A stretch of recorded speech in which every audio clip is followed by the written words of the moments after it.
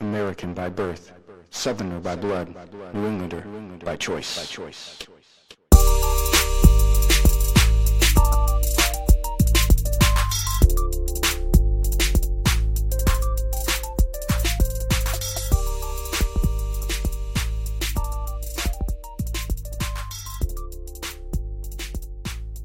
What's up and welcome back to Pilgrims, Digress.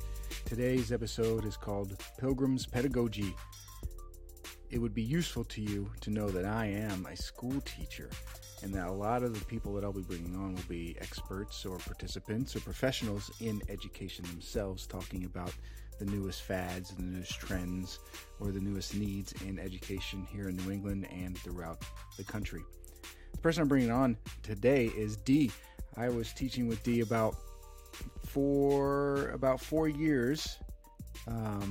We first taught together for 2 years where I taught history and Dee taught ELA or English Language Arts. Dee was one of my best friends at work. We used to, every Friday, we would sit next to our windows and watch the kids go onto their buses and talk about the day because we taught the exact same kids. And what I like most about Dee is Dee's ability to have a good attitude despite anything going on. And most importantly, if you're my friend, you have to laugh at all of my jokes. That's something Dee does very well, which you'll see in the interview today.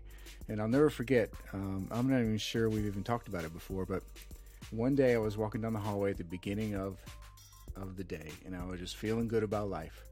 And this song popped in my head, and since me and Dee are basically the same age, same high school graduation date, graduation year, I knew that Dee would laugh at what I was about to do, and so I did it. And a song came to my head. It was, "Every dog needs a lady. Somebody called Ja." Ja Rule was the man, and I got a hefty, hearty laugh from Dee on that one, and it really made my day. What we're going to talk about today with Dee is what every American should know. What do you need to know when you graduate high school in order to be a sufficient contributing member to our society? And there's a lot of push and pull in education about basically content versus critical thinking. Do we need to be teaching kids the things, or do we need to be teaching kids how to think about the things? Because us as old people, we say, hey, the kids got their phones, they got their computers, they know how to use them. They can just look up stuff when they want to know stuff. But it's not that simple. And it's important that when anybody's doing critical thinking, you have to have enough content in your head to put together all the things to think about. So it's a push and pull, and it's an important balance in education that we're about to talk about. There's an important article that kind of brings up the issue again from the 80s and 90s. Considering the new times we're in with social media, with regular media, and I'm really excited to share it with you guys. Just to get to know Dee a little bit more, Dee started teaching career adults whose first language was not English, and eventually Dee got Dee's certification in teaching at an essential school. Dee loves small class sizes, building relationships, and something called depth over breadth. Basically, trying to think about a thing deeply before you start learning all the other things, so you don't spread yourself too thin. So that's very critical thinking focused. Dee was born and raised in New England, ran away twice, but Dee keeps coming back. And I'm glad Dee has come to the show, Pilgrims Digress. Today's episode is called Pilgrims Pedagogy. Once again, you can find me on Twitter at Pilgrims Digress. You can find me on Instagram at Pilgrims Digress NE. And if you're a local business, crafter, artisan, musician, podcaster, and you're listening and you want to be on my show to promote whatever you're doing, or you want me on your show for me to promote what I'm doing, it's called cross promotion. Hit me up in the DMs, send me a message, and we'll get together. We'll talk about New England, and I hope you enjoy Dee and me talking about critical thinking.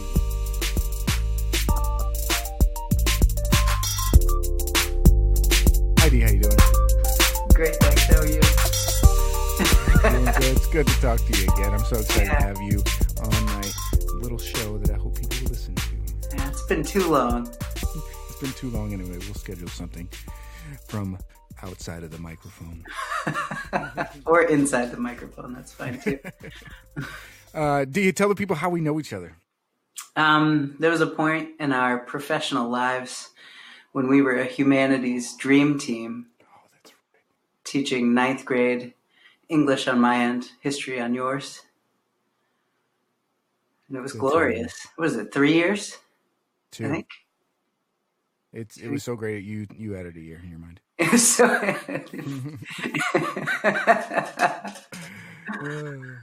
Yep, good times. I would consider D even now one of my best friends for sure. Oh, same.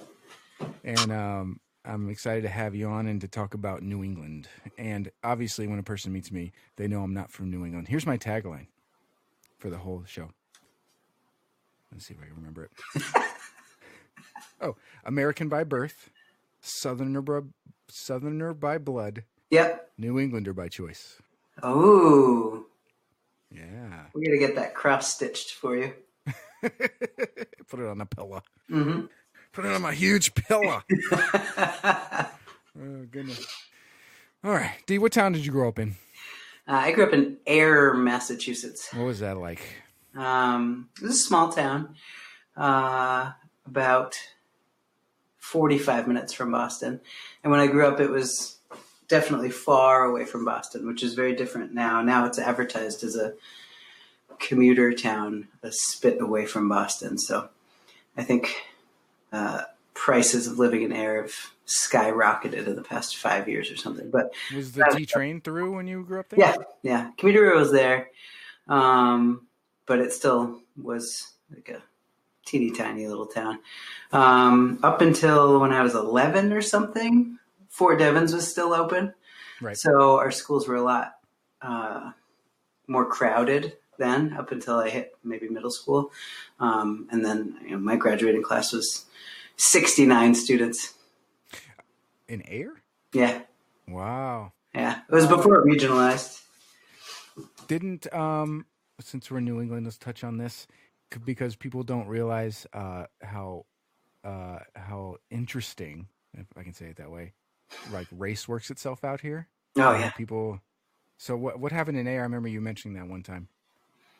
Well, when the Army base was open, it was crazy diverse at school. Right. And I didn't really know there was a difference of like who lived on the Army base and who didn't.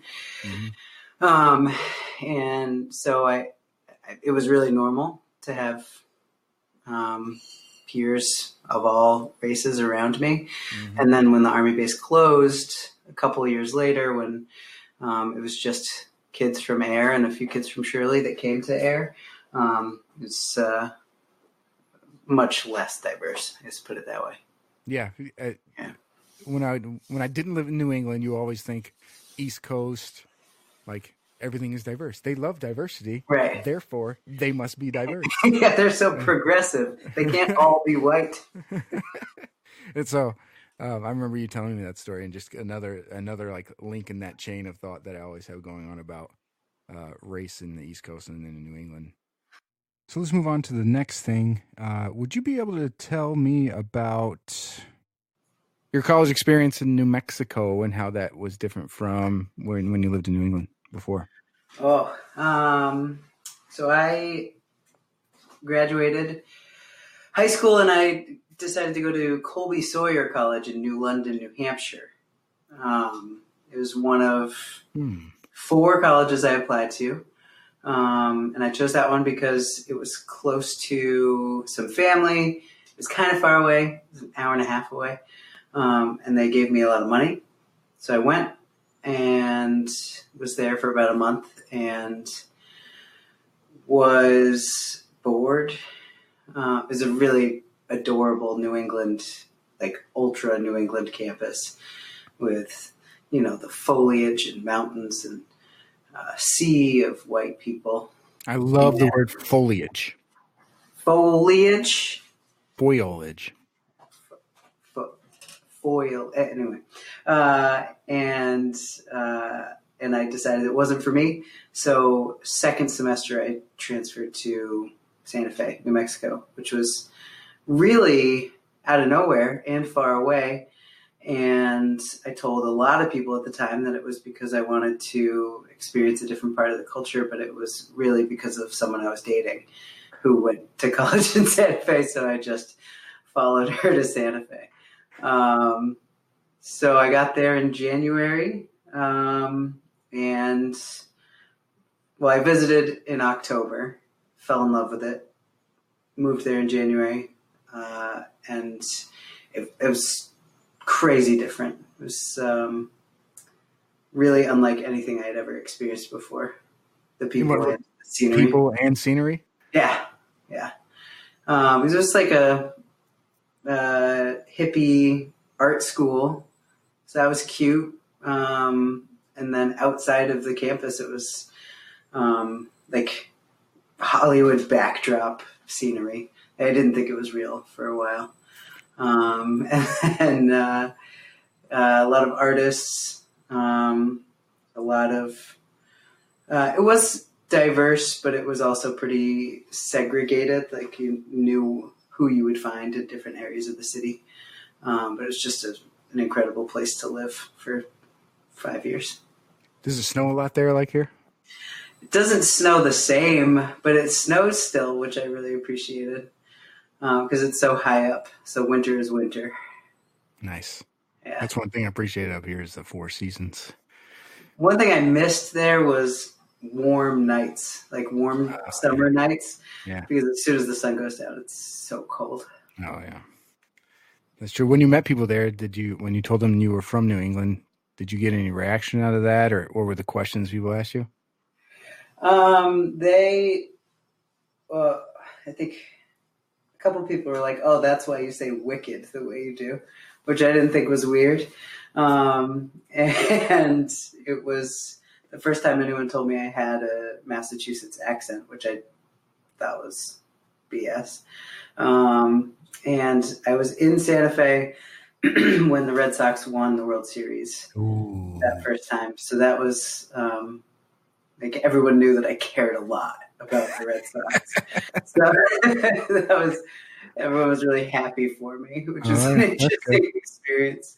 But it was also hard to find where the Red Sox games were on because we didn't have Nesson in Santa Fe. Oh goodness. Well, that's cool. And then you came back east, and started teaching. No, Trader Joe's. It was a big gap. Yeah. I mean, I could have, and actually, I work with a couple of people now that went into teaching right from college. So they started at 22, 23, and I have no idea how they're doing it. But yeah, I stuck around in Santa Fe after graduating and then moved back, was in Air for a year and then moved down to Virginia and lived there for 3 years and then came back up to Massachusetts. That's right. Let's get back to New England. Yeah. Do you know there's a flag? A New England flag? Yeah. No, I didn't know that. I recently pulled up the Massachusetts flag. It's a good flag. Except for a Native American on it and you're like, The New England flag is red stripe, white stripe, red stripe, and it's got the New Hampshire little fur in the middle. Oh, that sounds like a nice flag. Yeah. Are you going to get it tattooed? Oh, it's a good idea. That could be right under your catchphrase on your lower back. Ooh, or the whole thing could be American flag, Confederate flag, New England flag. It's heritage, y'all. It's my catchphrase in images. Scan this QR code next to it and subscribe to my podcast. Oh, I wonder how many people have QR code tattoos. That's a really good idea. I'm going to do it. So since you've been in New England back, let's talk about it. I know you and I have been some places eating and drinking. What is one of your favorite places to eat and or drink? Either in your direct vicinity. Vin Dieselinity? Fast and Furious. Just around us now here in Central Mass or anywhere you've been. Now, I might sound like a hipster, but I do love going to Treehouse. Yeah. The first time I went, the lines were very long, and I didn't like it. But every time since then, it's been such a nice experience. And You have to get there. have you not been there? No. It's great. Well, I had one friend who kept going when it was in Monson, and I was like, man, I'm not driving an hour. Oh, right. Hours. But now it's probably 10 minutes from my house. It's worth it. It's a fun experience. You can go and drink in the building now, right? Yeah. And they have a whole outdoor area too. Food? And food trucks. Oh, we should go tomorrow. Yeah.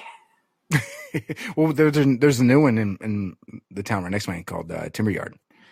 Oh. Yeah. Apparently he worked at Stone Cow for a while, and he opened up Timber Yard. It was pretty good. So you like Treehouse? I do like Treehouse. There's a great coffee shop here in Fitchburg that opened recently called Strong Style. Strong Style Coffee. Call me. I'll do commercials. And they're great. It's a former special education teacher and her like punk rock poet husband. I'll do commercials for free.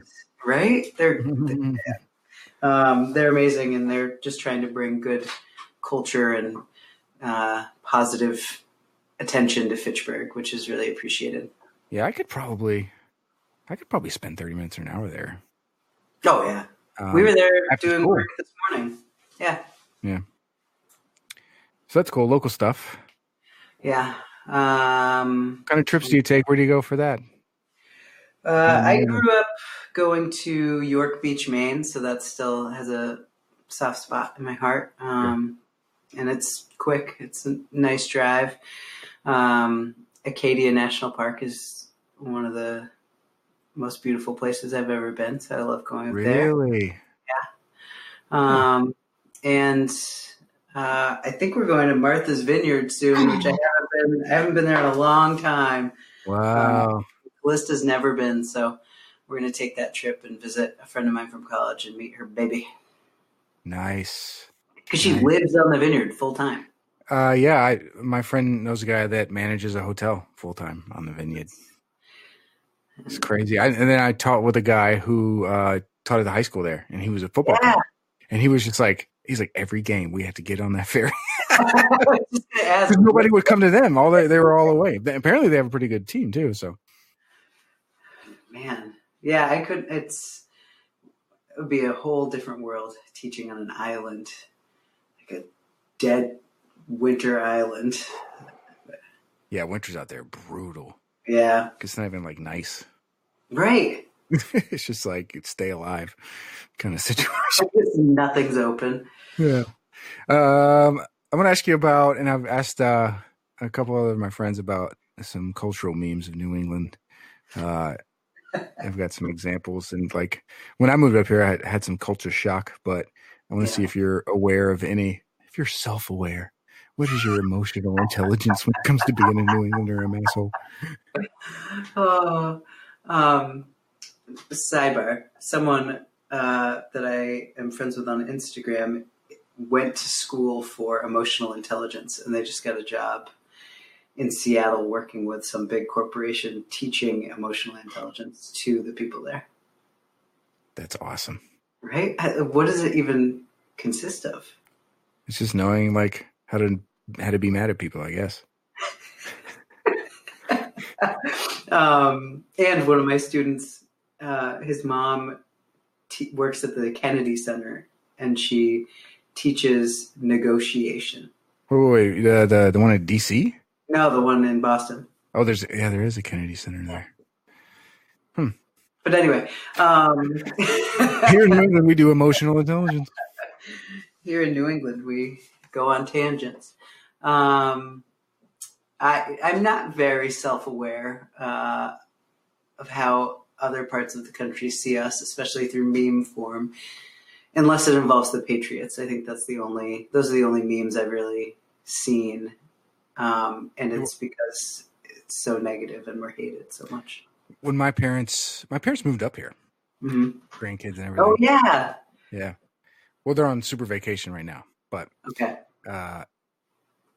when they first started visiting, they like came back from going out to eat, and they said, our waitress asked us if we were all set.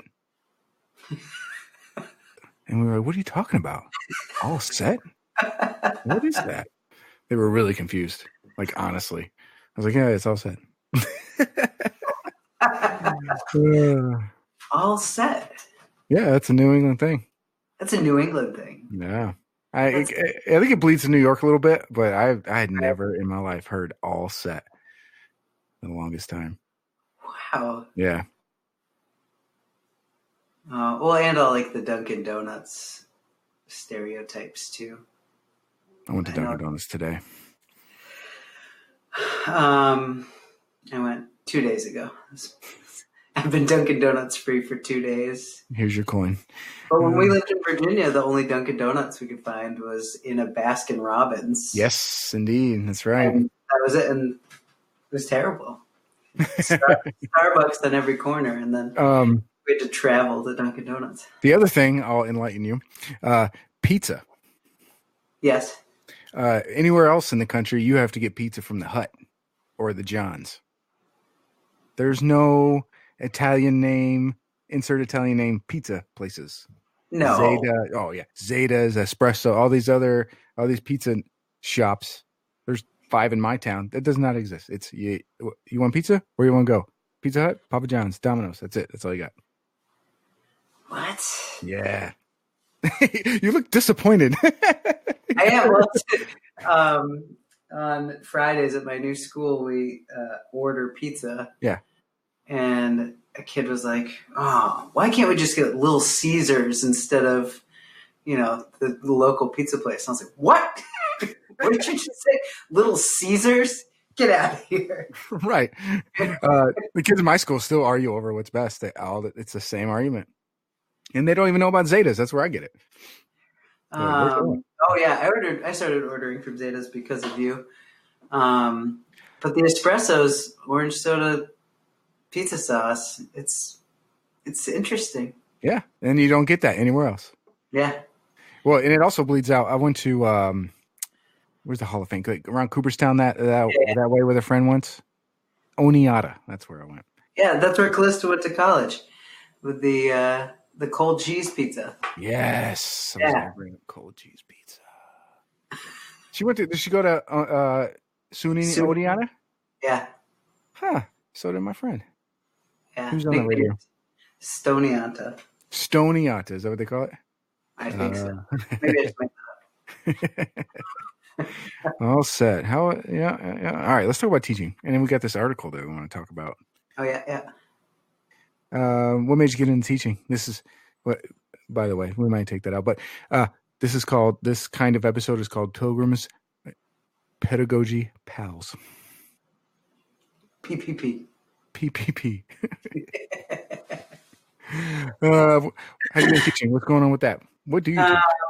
What do I teach? Right now, I teach at a small, teeny tiny special education private school that's half privately funded, half publicly funded.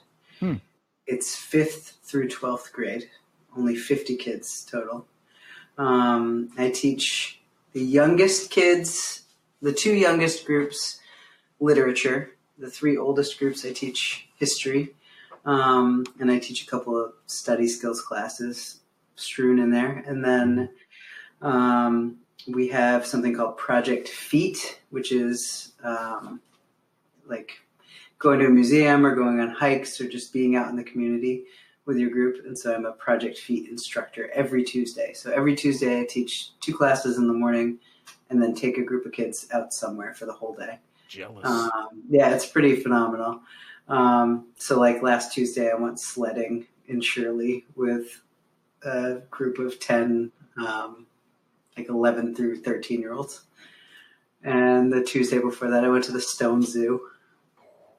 Yeah, it's pretty excellent. It is a great zoo. They have black bears. Yeah. But I got into teaching. I always wanted to be an English teacher. And then I kind of strayed from that in college. I signed on to be an education major and was like, nah, I'm going to be a writer. And so I majored in English lit and writing. And then obviously got a job at Trader Joe's because that's what you do with a writing degree. And then after doing that for quite a few years, I decided that I'd give it a shot and see if it was actually what I wanted to do. And something about it, despite all of the pain and self-doubt, it's got me hooked. Can you put your finger on anything?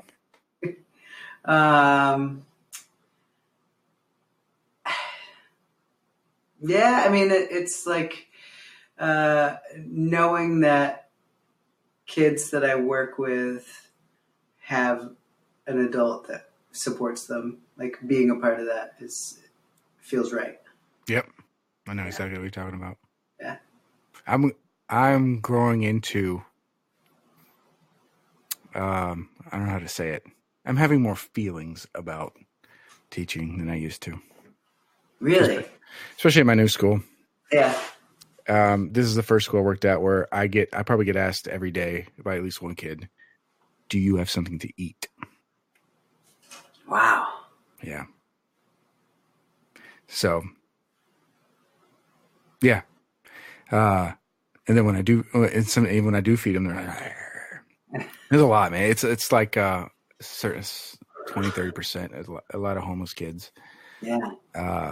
And at the end of the day, it's just, you're right, just being in the room. Yeah. You know, being a safe adult, I guess. Yeah, it's and you and we taught the same population together, and now we've gone kind of opposite directions. Yeah. But it's like, even though we're working with entirely different groups of students, like being consistent and being like feeling like you are the one that they can count on, a human they can count on is so important.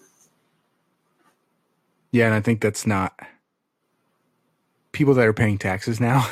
Here we go. People that are paying taxes now do not. It's the culture that we are in now. Kids need that. Yeah. And people that pay taxes don't see that. People that pay a lot of taxes never actually needed it when they were children. I just said that out loud and realized. What can you name anything about teaching in New England or kids in New England that might be different from somewhere else? Like, what are kids in New England like? To you, at least. Well, I think there's something to be said about teaching in my first year when I taught on Devon's and then teaching in Fitchburg. There's something to be said for having like geographic commonalities. Like, kids knew that I grew up in Air and knew that I went to Cinema World on John Fitch Highway, and they like could feel that connection. Mm-hmm. And you know, I lived in Somerville for a little while, so kids that I work with now who are coming from all over around the city, like we can talk about things that we have in common. And so just that, like, and that's really me centric, but I couldn't imagine teaching in a place that I didn't grow up near. Yep. Because I think that connection is so strong.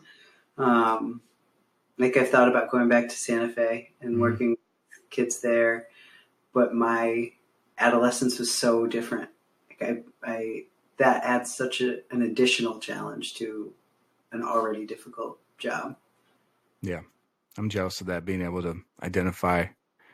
I'm glad I'm still teaching in the same town too. I can identify, you know, what pizza's best, kind of thing, you know? Yeah. Right. And it, like where I grew up in Maryland, the schools were so large and they weren't town centric like they are here. Yeah. Like you live in a town and go to the school. Even the regional schools are that way too. But there they district you in the town that you're in. So there were 3 high schools in the town/city I lived in. And so it was just kind of like, this is where we all meet and then go home. And if your friends Like there was nobody's parents really knew each other, anything like that. That's just not the case here. Here, everything's about the school board, and it's just so local and concentrated. And I'm thinking about the town I live in. It's just every decision matters to everybody. But back home, the Board of Education building is, it's in where my parents used to live. It's down the road. It's huge. It's just like bigger. It's probably bigger than our state buildings, because it runs the whole county. But it's also cool because every high school in the county gets the same funding.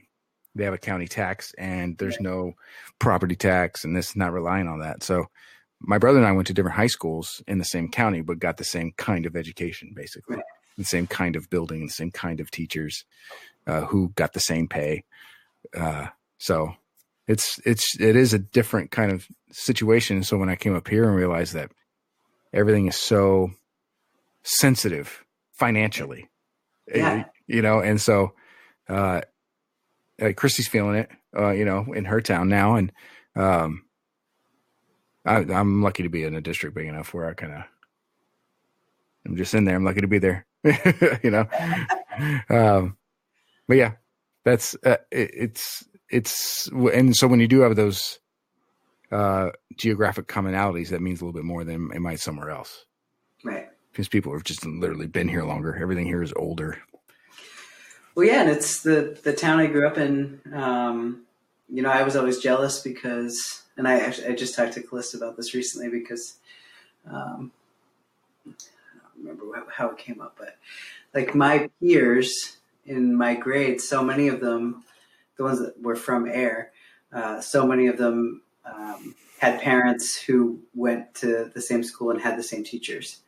It's like that connection. My best friend growing up now teaches at Air Shirley, so he's teaching at the school we went to. So now he has kids of our classmates, and I don't know how common that is in other states. Probably small towns are like that everywhere, but my sister's kids go to the school I went to. My landlord is on the school board in the town we grew up in. And again, when you think New England East Coast, that's the elite. Yeah, they don't like their neighbors. That's crazy. All right, one last question before we get to the article about E.D. Hirsch, which if anybody's listening that is a teacher should ring a bell. And I've talked to my own students about this a lot, and it's interesting to hear their take. And I've talked to you about this before, but what do you like more, your content or the students? What's more important to you? Students. Oh, yeah. Elaborate. It's well, like I always wanted to be an English teacher because I loved reading and writing, and you find out pretty quick that you can't teach anything if you don't have relationships with the students you're working with. You can't, convince them that anything is worthwhile if they don't trust you, because why would they believe something from someone they don't trust? Trust is very important. And now, especially now that I'm teaching some history, like upper level history classes, I am kind of learning as I'm going, and I have no idea how you do it.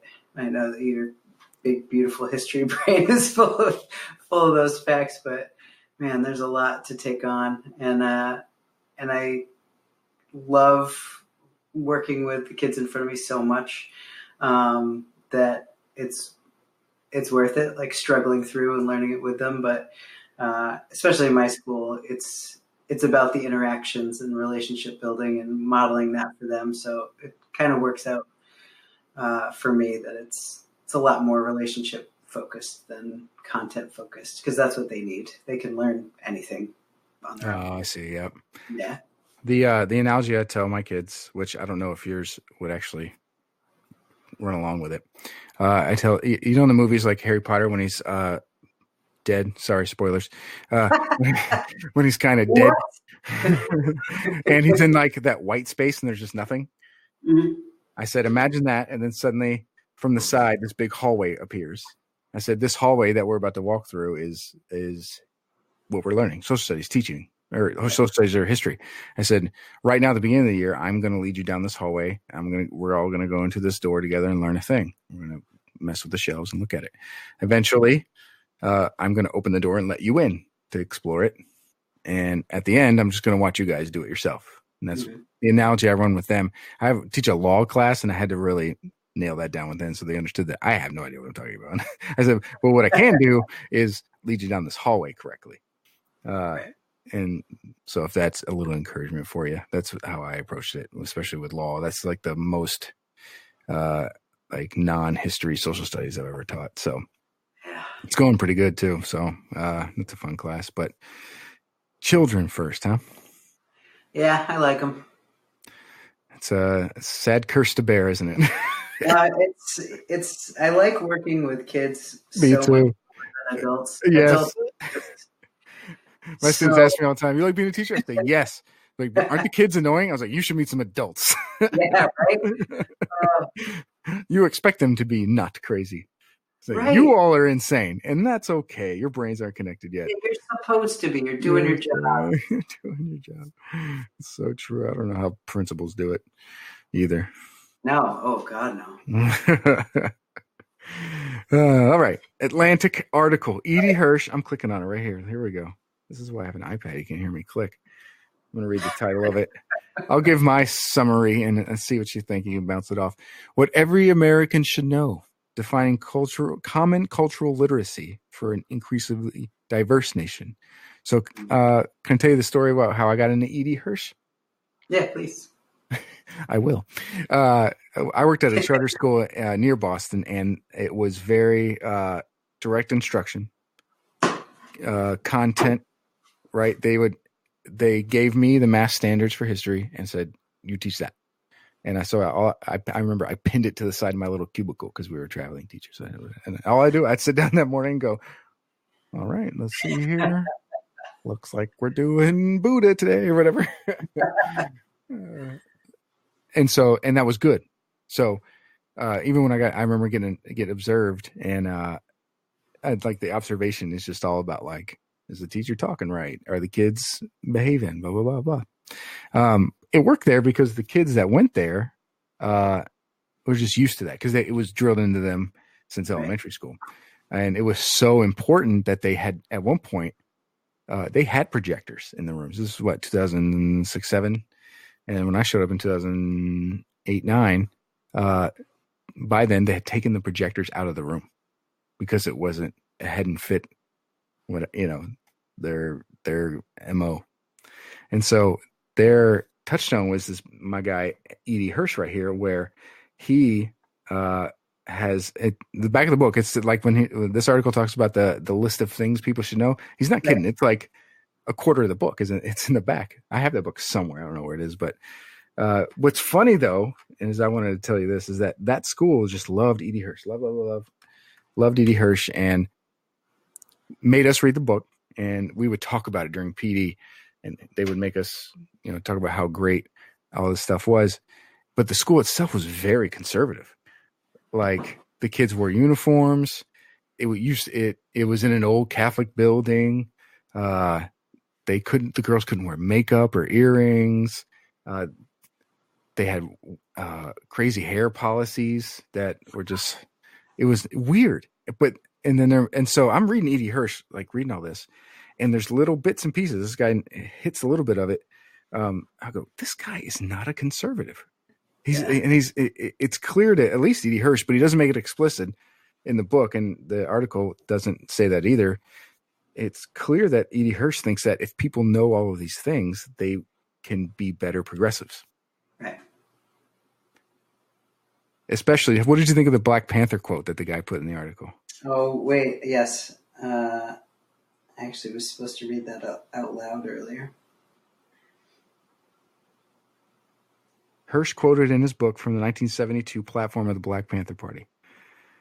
And the quote, it says things like, it's necessary for one people to dissolve the political bands. There we are. Assume among the powers of the earth the separate and equal station to which the laws of nature entitle them. Another passage from the Black Panther newspaper. In this land of milk and honey, the almighty dollar rules supreme, is being upheld by the faithful troops who move without question in the name of law and order. Blah, blah, blah. And then the writer of the article talks about how much stuff a person has to know in order to make sense of that. Not only make sense of it, but to actually write it down. Right. There's that person went to some school where some teacher told them what the land of milk and honey is, or what the almighty dollar actually means, that idiom. What's your take on that as far as English stuff goes? Well, I'm sure you don't now as far as background knowledge. Right. What's that like for you now or before that? Well, we had a class yesterday, and it was a class called Books and Organization. And some teachers teach it and just like give grammar worksheets. And some teachers use it to teach different strategies. And we have a teacher he is a student of the school. He's brilliant and a musician and a mathematician and has a really booming laugh that echoes throughout the entire school. He's reading a book called Peace and War. And he printed out 5 pages of the introduction for kids. And in 45 minutes, we have 45-minute periods, they got through 3 sentences of the introduction. And it dropped a little bit. He's reading Peace and War, and he read what to them? He printed out part of the introduction, 5 pages of the introduction for them. And in a 45-minute class period, they got through 3 sentences. But it wasn't to teach them what the introduction said. It was like, what do you do when you face this kind of information? And the kids are like, oh, we stop reading it. What's the point when, we could just, watch YouTube videos or something instead. And, I walked in and they had dictionaries all over the table, and he was like, no, you can figure it out and you can make meaning of this. Mm-hmm. And it's, and then somebody quoted like Leviathan or something because it was in the text. Yeah. So like later on in the day they brought it up, but that kind of work feels really hard, and it's one of the most important strategies we can teach kids. Like, don't give up. So what do you think should come first, the content or the skills to get the content? I don't think it's a first. I think that they need to be taught together. I think the content needs to be introduced at least so they have a feel for it, and then the skills need to be built as they're getting into it. So I think I read like in that terrible SEI class we took, remember that? Didn't she say that students needed, like, you need to be able to identify 95% of the vocabulary in order to comprehend what you're reading? And that's so much. And it differs, even in my day-to-day, it differs in every single class with almost every single kid. Yeah. It's, we're reading, and this is lit, and I try to bring in social issues to every literature class, but the groups at this school are so heterogeneous. It's like some kids are ready to, tackle a book like that weird Peace and War book, not War and Peace and War. Yeah. And some are reading. Like, I have a kid that comes in with a stack of chapter books, like Little Treehouse or Magic Treehouse, whatever it is, and like Star Wars facts books, and that's it. That's his thing. That's what he can handle. So that's hard to maneuver. Yeah, what I'm finding with at least my 9th graders at our Title I school, I hate to say it this way, but they behave best and they do their best when I am telling them what happened in history. Yeah.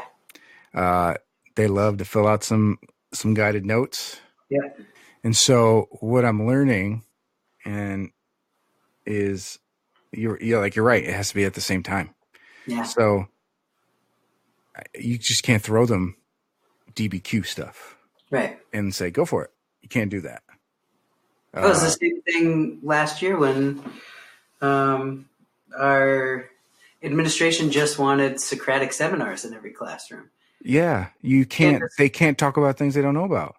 Right, and if they do, then we're just, we're building bad habits, and that we're actually building people that talk into TV cameras right now, right? Just spouting whatever they believe is true and stating that it's fact, and no one's correcting them. And if they do correct them, it's, well, that's my opinion.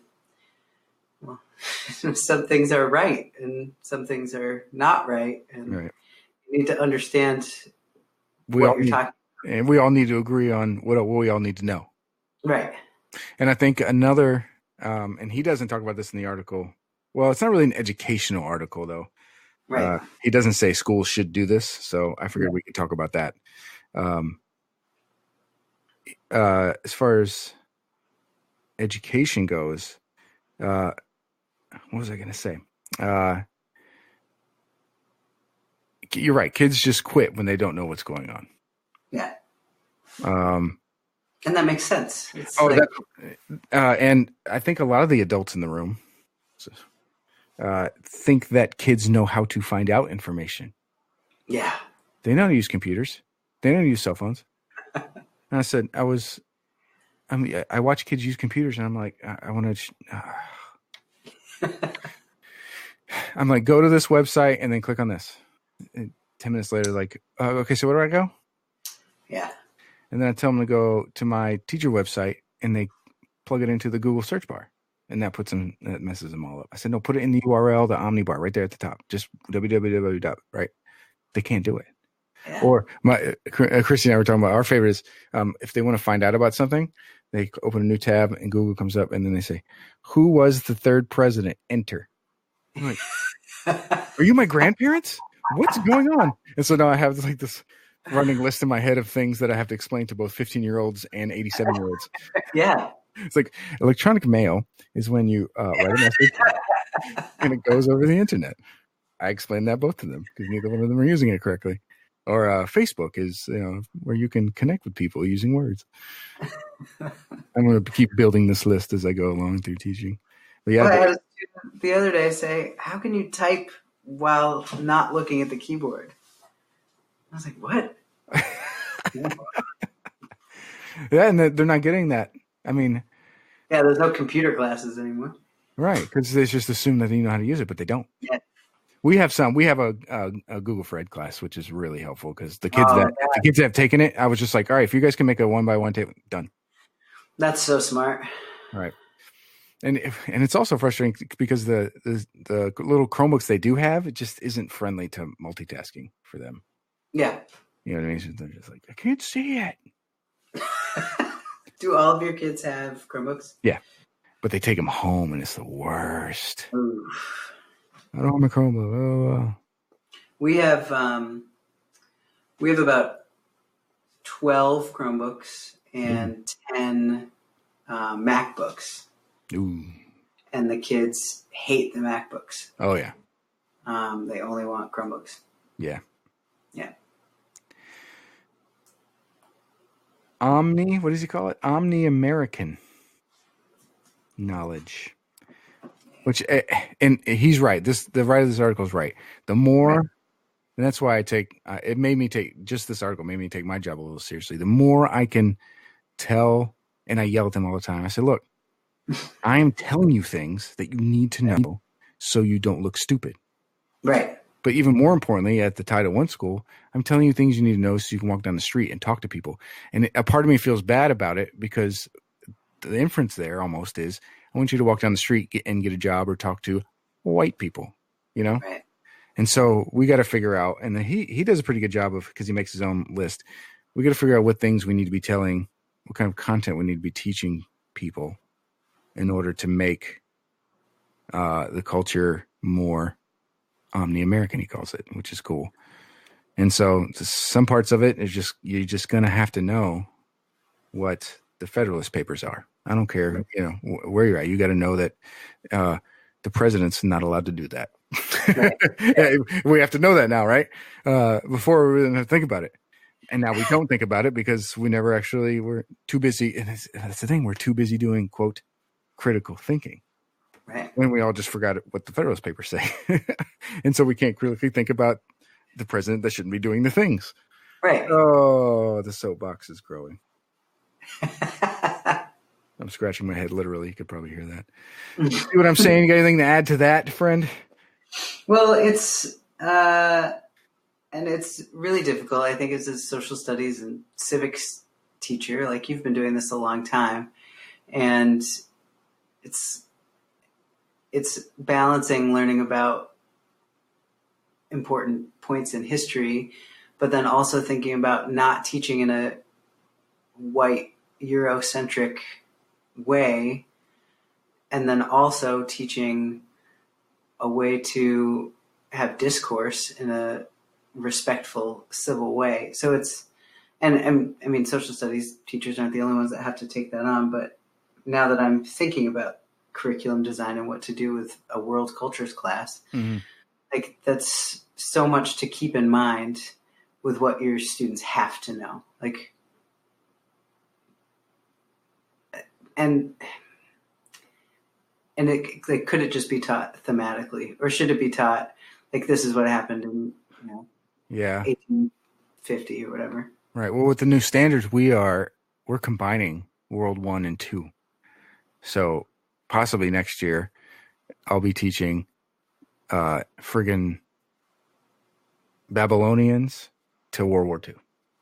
Oh. And so when I read this article, I'm like, what about like content? It's like, right. Because, and then they say, okay, well, you need to be doing inquiry stuff too. It's just like, right. To even do the inquiry stuff, I'd have to spend, especially in my school, a lot more time. And some of them don't even take social studies in middle school. So you got to spend so much more time telling them the things that they have to think about so that they can think about them. Yeah, I remember the kids that would start in 9th grade at our last school, and they had never had social studies ever before. And they would come from the same 2 middle schools. Right. They're coming to me now. And it frustrates me because that kids in other towns east of us have gotten that and then can move to the critical thinking, inquiry, document-based stuff just a lot more smoothly and make that transition even earlier. And when it's that's just straight privilege that they get. And so I'm torn between teaching Eurocentric political ideals of the late 18th century, but they're good ideals. They're bad people, but that's what I tell you. These guys are jerks, but they had good ideas, and that's what we need to be judging right now. And how can we transfer that? And the guy in the article does it with the Black Panther Party. But balancing that with trying to get them to be able to think correctly. And so I'm trying to figure out what my responsibility is to them. Right. And that's something that should be taken on by communities, not just everyone in the school, but the community. It's like, if your kid is exposed to a diverse population growing up, they're going to be more receptive and understanding and empathetic to different cultures because they can see a face. Right. Because we're people that need to know other people in order to feel something. Right. Feel empathy towards other people. Yeah. So that needs to be built into the school and the community. But it's everywhere in school. It's like I remember when like the cafeteria talk, like you need to use restaurant voices in here. And some kids don't ever go to restaurants. They have no idea what they're talking about. And some kids go to restaurants with their families and they're they loud. Scream, talk. Yeah. It's like I remember 3 years ago in advisory when I told a kid to like stop yelling. He's like, I'm not yelling, I'm Puerto Rican. Yeah, I get that. I still get that. Yeah, all the time. Yeah. And it's like, oh well. Yeah. Oh, I mean, okay, times that times 3. That's where I'm at now. Yeah. And it took me a month or two, and I realized that it's just loud. People, they're just talking to each other. Right. And they actually respond to and respect me being loud at them. Yeah. Like, for a long time, it would really like irk me to have to be loud to get attention or to get things going or whatever. Or even just be stern with it, stern and loud. I hadn't been stern and loud for a while. Now I get stern and loud.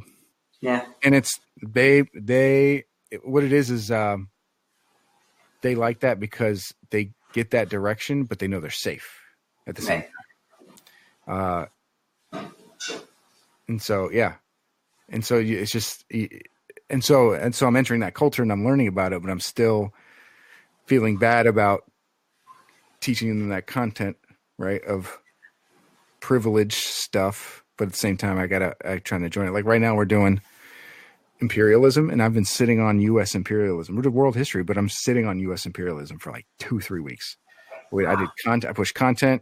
I've got, it's so frustrating. I'm showing them political cartoons, and they're like, I said, look at those people that Uncle Sam is holding up. That one says Puerto Rico, and that one says Philippines. And they're just like, oh, that's funny. I'm like, what is this? You know? I don't know. You like my do you ever see my compelling questions? Because there's essential questions. Got to have that. Yes. So my essential question right now is just came from the canned whatever I got from the internet, which is fine. Yeah. It was U.S. expansion abroad justified, right? Oh yeah. Unanswerable question, obviously, but kids like to try it out. But my what I call compelling question then is American influence abroad justified? So I've got a bunch of videos of presidents talking to the U.S. on TV about why from the 80s and 90s, why we should be flying planes over other countries. So I'm hoping that transfers over, but I don't know. It may not. Whatever. It may not. But so I like his list too. I mean, he's got a couple good things because he mentions some of the oldie stuff that Edie Hirsch mentions. But his list now is pretty good. The almighty dollar's on there, and so is Reconstruction. He had to make it short, and he had to choose these words. He says it too, like Reconstruction automatically brings up Civil War and slavery, right? By necessity. Nativism is important. That's a good one for nowadays. I don't know about the Reagan Revolution. Yeah, now it is. I think you know what's funny though? Did you notice he wrote this in 2015? Oh no, I didn't see that. Yeah, so he's still got the Reagan Revolution and DARPA there. So that's interesting, isn't it? He did a good job with that, if you ask me. But I think this list, like if I had this list or an updated list, I think each school and each teacher would be able to add their own stuff too. Yeah. So, what was your favorite part about the article? Well, I think that I don't know if it's a favorite part or just a part that kind of lingers with me, but sure.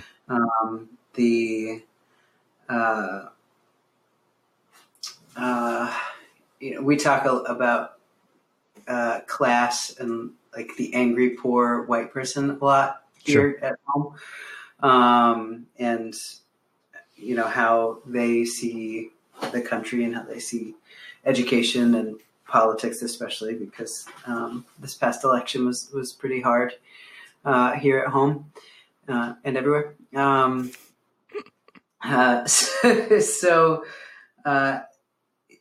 Trying to explain privilege in a way to a student that grew up in Cambridge is easy, because they're like, yeah, I can see my privilege. My mom sends me in an Uber every morning to this private school, and I know that I have more privilege than other kids. But, trying to include white privilege in education to people who are white, who have been poor their whole lives, whose parents have been poor their whole lives, feels really daunting, if not not impossible.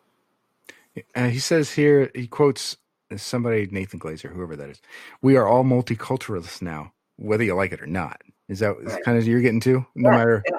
where you're at and what color you are, you're a multiculturalist, whether you like it or not. Right. And you'll definitely be Right. one by 2020 or 2024. Yeah. Yeah. And so you got to convince people of that. Right. How do you feel being an educator as a white man? It's the worst. I think I bet you we've got 10%, 10 to 20% of our staff is non-white. Thank God. I mean, at the school we came from, it was 1 out of 50 of us. So I try to keep the word that's in my head is humble, but that's horrible. I try to keep that in mind, so to speak. I got the other day, the kids were walking down the hall to my class, and there was 10 or so of them. I'm just looking down and said, when one white kid coming toward me, and I was like, it felt good, but I didn't want to feel like white savior, Right. Yeah. I just want to help them. I just want to help them, and for them to have the same kind of opportunity. It just blows my mind. I'm like, the 20 kids in my room all have the equal chance right now to learn the things, right, or to get a little smarter, right. And it's a pretty big responsibility to be able to have to do that, but I don't know. I just try to. One of the guidance counselors asked me. She says, she's never actually seen me teach, but she uses my room during one of my off periods. She says, the kids really seem to gravitate towards you, and they say that you do a really good job of bringing the content to them, and they really understand it. She's like, what was with that or whatever? I said, I'm the same person all the time. So the way I'm talking to you right now is the same way I talk to the kids, and so I just try to not act like I'm doing that, I guess. And that's why I'm about to bring this back. That's why I would say content is king, because the kids are coming and going, but if I can still bring the same content and principles, then that becomes, I don't know. For me, my dedication to that bleeds out into the relationships. You know what I mean? But I think your explanation proves the other direction. I think that what you just said, because I'm going to say your favorite buzzword. Yes. Because you are authentic all of the time, and you are 100% you, no matter who you're talking to and in what context, that is building that trust and relationship with kids, no matter what kid's in front of you. But I sincerely believe that the kids learning the math they're learning in high school does not make them better people. No offense, math, but some of the nonsense they're learning, and it's just like how they're learning it is just not working. It's not as good as what we teach. It's just not. It's not as, I'm not going to say important, but it's not as character building, because you can have a math teacher that changes your life, and that's fine, but you can't have a math equation that changes your life. The stuff that we teach can indeed change a person. Oh, I heard this great quote. I should Google it, and I think you'll like it. It was something to the effect, I'll send it to you later. It'll be in the show notes. I've always wanted to say that. Education is the only non-violent way to change somebody's mind. I was like, damn. Ooh, yeah. It is like the essence of nonviolence. It's like you want somebody to change what they're doing. Yep. Your options are force,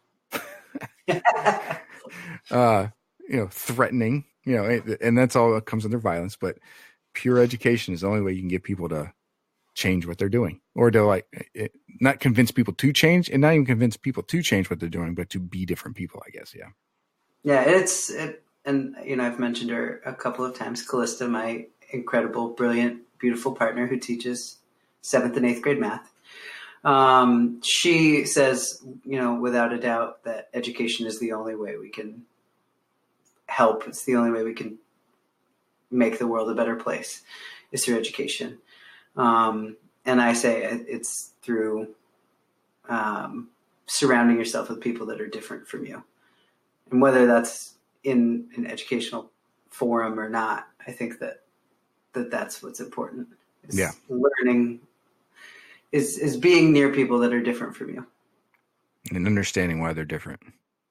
Yeah. And if you were them, you would be them. Right. Because it's like, hey, be empathetic, Mm-hmm. you know, Yeah. volunteer and donate things. It's not going to show you anything. Yeah. There you go, folks. 2 teachers from New England changing the world. Go and do it yourselves. I'll see you later, D. Okay, bye.